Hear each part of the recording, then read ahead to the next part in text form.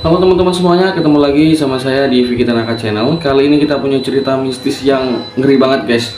Jadi mungkin kalian belum pernah dengar dengan yang namanya pesugihan Kendang Nyowo ataupun pesugihan Kendang Jiwo. Jadi pesugihan ini yaitu tidak memakan tumbal orang lain, tapi melainkan tumbal dari anaknya sendiri. Nah, pesugihan seperti ini jarang sekali terjadi ya guys ya. Namun apabila seseorang yang melakukan pesugihan ini pasti bakal mempunyai anak yang, mohon maaf, anaknya itu bakal autis ataupun anaknya itu cacat mental guys.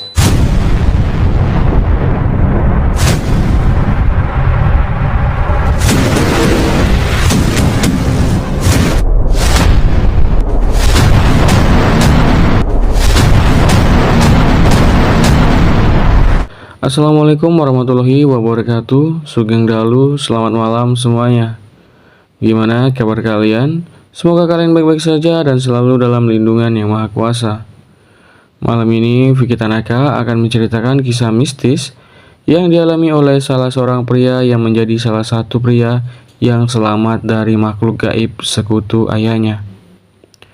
Tepatnya pada 7 April 2006, hari itu hari yang paling menggembirakan buat saya. Saya adalah anak tertua dari 3 bersaudara. Nama saya Erwin, anak tertua di keluarga ini, yang sekarang akan mempunyai seorang adik. Ketika itu orang tua saya sedang dalam proses melahirkan adik saya. Pada saat itu saya masih berusia 8 tahun. Seorang anak yang mandiri dan tegar menghadapi ujian hidup.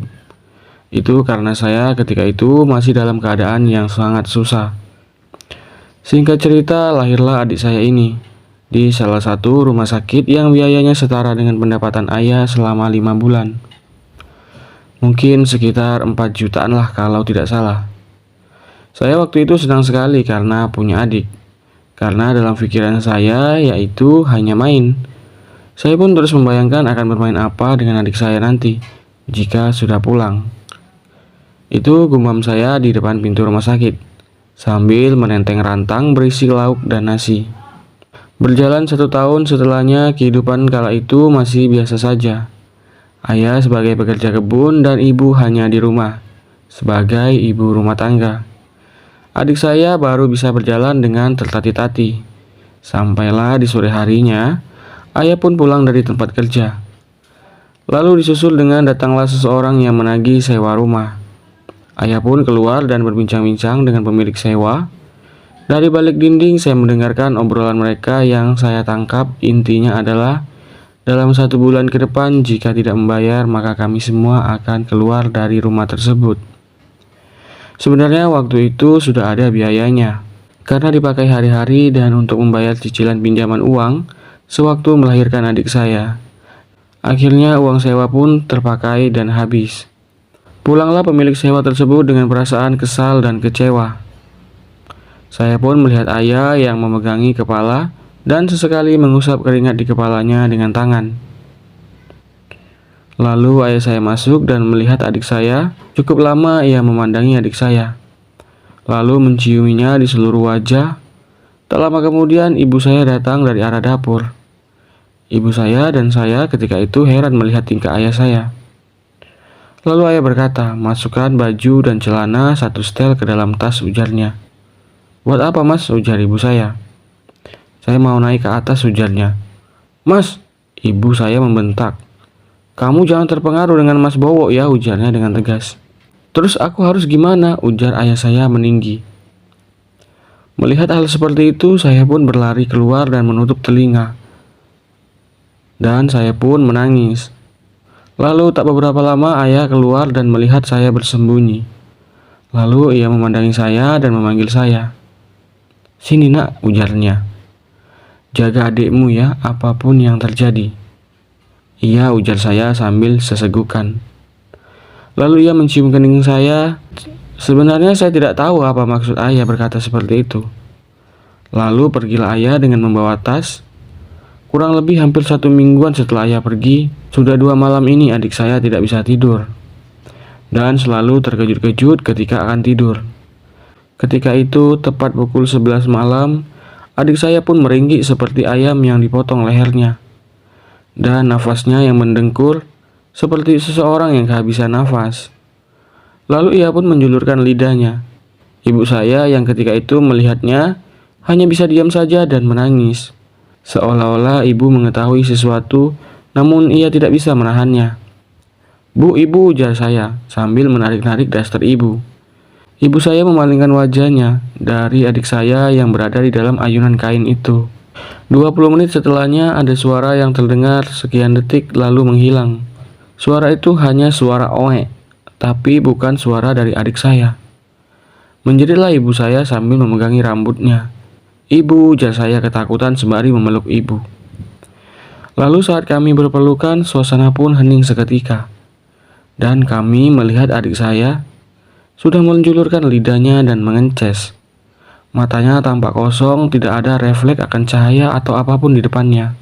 Hari-hari kami lalui seperti mengurus adik saya yang cacat. Ia sekarang cacat mental dan menjadi anak yang autis.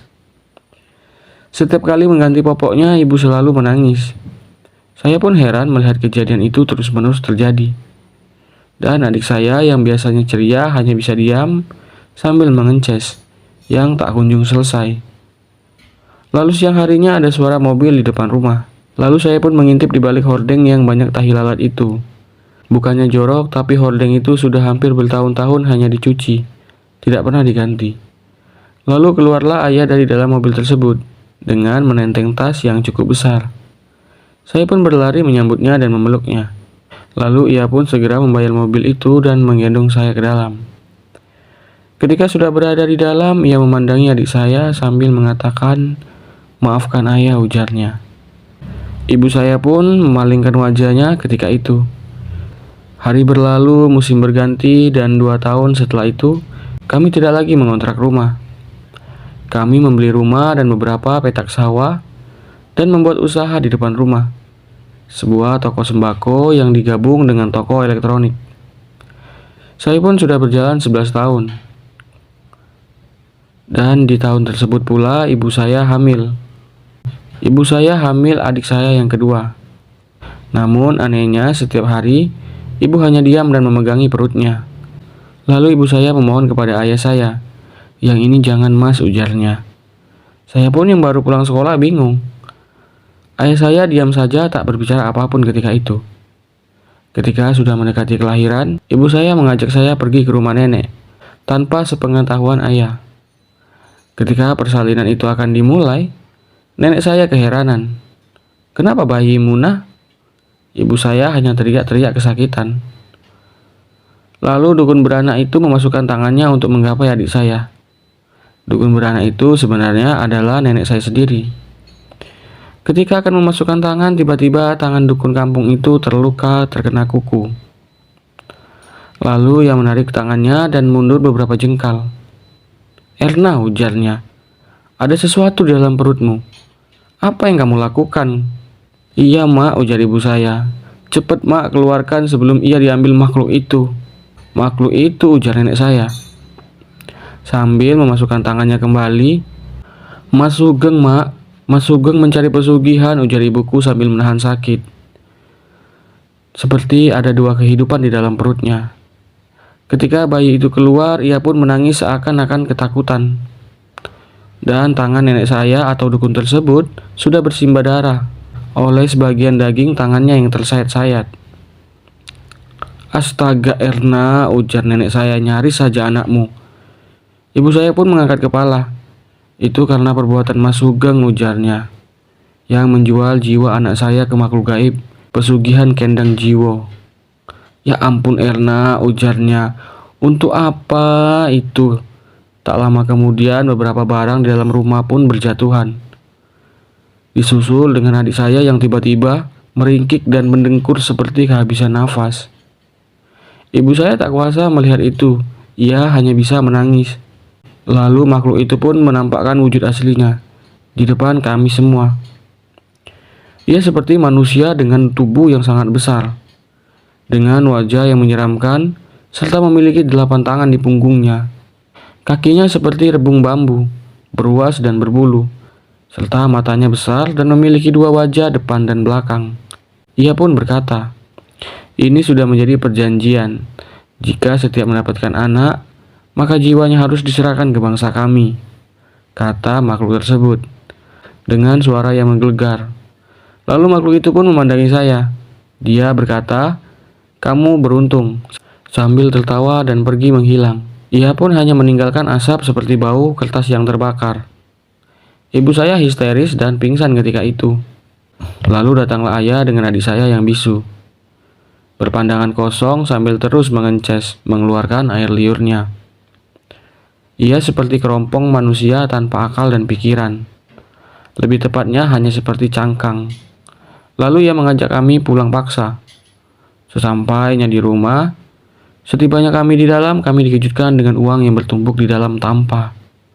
"Mas, udah mas," ujar ibu saya. Ibu saya memohon di kala itu.